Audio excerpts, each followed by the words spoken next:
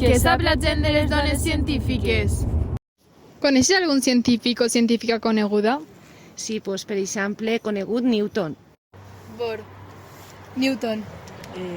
Einstein. Sí, Tesla. No és molt famós, però és d'ací del poble. Es diu de cognom Moriana i és Rosana. Sí, Nikola Tesla. Conec el senyor Oliver Sacks, que és un neuropsiquiatre americà molt important. Albert Einstein, no? Newton.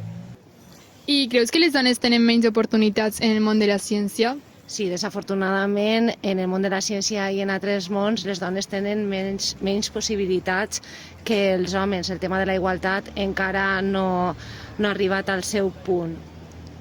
Jo crec que avui en dia ja el paper de les dones està més visibilitzat en el món de la ciència, però així i tot, joves com nosaltres no coneguem tants noms de científiques com de científics.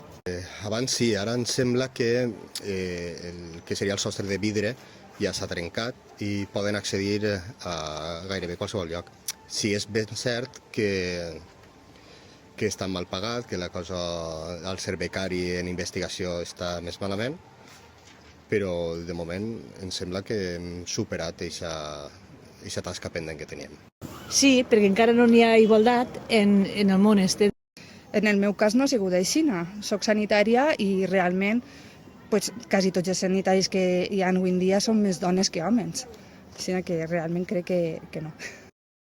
Ho tenen més complicat perquè, tot i que són més intel·ligents que els homes, sovint, amb molta freqüència, els homes es barren el pas, no només en l'àmbit de la ciència, sinó en qualsevol altre.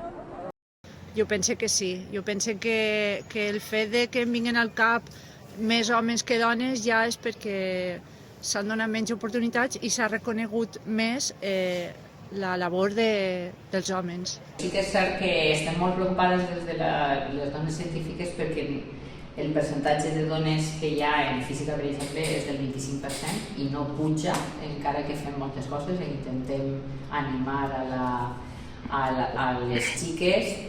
No tenim molt clar quin és el problema en aquests moments de per què les xiques no volen vindre a estudiar física. No sé si és que els fa por o no els agrada suficient.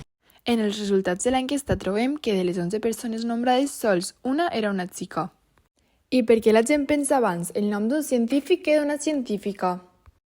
Perquè tots nombren a Einstein, Newton, Tesla i no a Pilar Mateo, Ana Lluch, Dolors Corella, Maria Blasco, Maria Berenguer, Ada Lovelace, Marie Curie, Rosalind Franklin, Margarita Salas. Per què no les coneixem si són igual d'importants?